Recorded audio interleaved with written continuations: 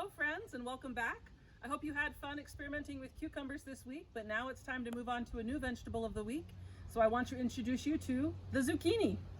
The zucchini is a variety called summer squash, and the difference between a summer squash and a winter squash is basically just the skin. A winter squash is something like an acorn squash or a Hubbard squash that has a hard skin that you can kind of store in the cellar and keep it through the winter, whereas summer squash has a thin skin that you can usually carve up and eat, no peeling required. Zucchini is a great source of potassium and B vitamins. Most of the vitamins are in the peel, kind of like the cucumber, which is also a good source of fiber. And the best news about the zucchini is it is super low calorie. 1 cup of zucchini only equals about 19 calories. So you can have as much zucchini as you possibly want. Zucchini comes from the Italian word zucca, that means squash. The Italians weren't actually the first to grow zucchini, however. It was native to the indigenous peoples of the Americas, but when explorers like Columbus came over, they took seeds of the plant back over to Europe, and it was actually the Italians who began to develop it in a way that incorporated it into their cuisine, and they began to cultivate it, and so they were the ones who got to place the name on it. There are other countries who call it something different though. My husband and I watched a lot of episodes of the British baking show before we realized that when they were talking about courgettes, they were actually talking about zucchini. So, all right, another note about the word zucchini. You can say it in a couple of different ways in the plural. You can say I have 1 zucchini or many zucchini, or you can say I have 1 zucchini and many zucchinis. And according to the references I checked, those are both absolutely correct. The zucchini has a bulb that is eaten in the fruit, and it's actually, you guys are gonna have to get ready for this, it is a swollen ovary of the blossom. How do you like that? There are both male and female blossoms on the zucchini plant, and the part that we eat is the female part naturally, but you don't need to be too creeped out by that. Botanically, the ovary of a plant is just the part that contains the seeds and inside the fruit. So that's what that is all about. I was actually having a conversation with a friend of mine the other day about making chocolate zucchini cake. We thought about it for a second after I'd shared this bit about the ovaries with her, and I'm like, that is like the biggest girl power treat that you could possibly make. It's basically chocolate ovary cake. So if you want to give that one a try, go ahead, but that's not the recipe that I'm making for you guys today. Quick note about gardening with zucchini. I won't spend a lot of time on it because this is not primarily a segment focused on gardening, but let me just tell you this.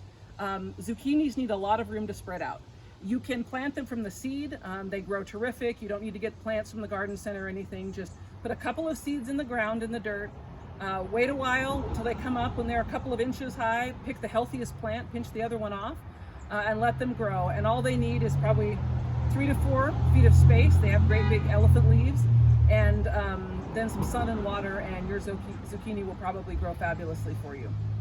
When you pick zucchini in the grocery store, we normally pick zucchini very young. The ones from the grocery store are usually about 6 inches long. And you want to look for ones that have a vibrant green skin and that are not wrinkly. If they're wrinkly, it means they've lost some moisture. And like the cucumber, the zucchini is largely moisture, so that's not a good sign for the health and the taste of the fruit that you're picking. There are a couple of varieties of zucchini that are yellow and white, but you won't usually see those in the grocery store. Mostly for grocery store zucchini, you're looking for a dark green skin with no blemishes.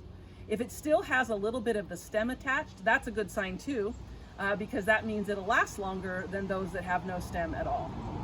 Okay, let's have a little demonstration here. In the garden, I like to let them get a little bit bigger. Let me show you one real quick.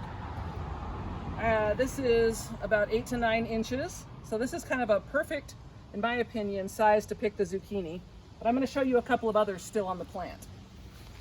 So one of these I have deliberately let grow until it's kind of over large, and that's this one here. It just got away from me before I could make the video to show you guys. So just like the cucumber, the most safe way to pick the zucchini is to get a big pair of garden shears and snip it right across the stem. But I'm usually too lazy to do that. So most people, myself included, like to just twist it away from the plant. So I'll pick up this zucchini by the fat, heavy part, and then I'm just going to do a slow twist, right, like this, and pull it away. And then I've got a nice bit of stem left on the plant, which will cause it to stay preserved a while longer.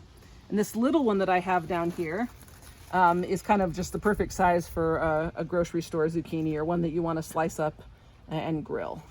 Okay, let me set this big one in my basket for the casserole I'm going to teach you how to make later. And then I will tell you just a little bit more about taking care of zucchini. To store zucchini in the fridge, you want to keep them whole and dry and unwashed. Moisture on the skin is actually something that can cause them to decay faster, so you don't want to wash your zucchini until right before you are ready to use it. Sometimes you'll get them from the grocery store and they've been under the mister or something like that. If that's the case, wipe them dry with a paper towel and then put them in a bag. Leave the top open or poke holes in it. It could be a paper bag or a plastic bag, doesn't matter. The main point is to keep them dry, and then you take them and you put them in the crisper of your fridge, and they will be good in there for a week or two. They may start to shrivel after a certain amount of time, but they'll keep for a long time, a lot longer than if you just left them on the counter or just threw them somewhere else in the fridge and let them get wet. Okay, I have a couple more things to tell you that I learned in studying the zucchini that you may have had no idea. The National Zucchini Day for our country was August 8th. We just missed it. So if I had known about that, I would have highlighted zucchini earlier. However, coming up on Sunday, April 25th, in 2021, hopefully life will be a little bit better then, it is National Zucchini Bread Day in the United States. So as part of the cooking segment, I'll show you how to make a casserole with zucchini, and I will also show you a little bit about freezing zucchini, so maybe you can have some on hand for when National Zucchini Bread Day rolls around. Let me show you just one more thing for the casserole we're gonna make. Got zucchini in here, also some red onions, any kind of onions will do, and then I pulled a few carrots from the garden just a tiny bit early. So that is really all we need from the garden to get started, and I'll see you guys inside.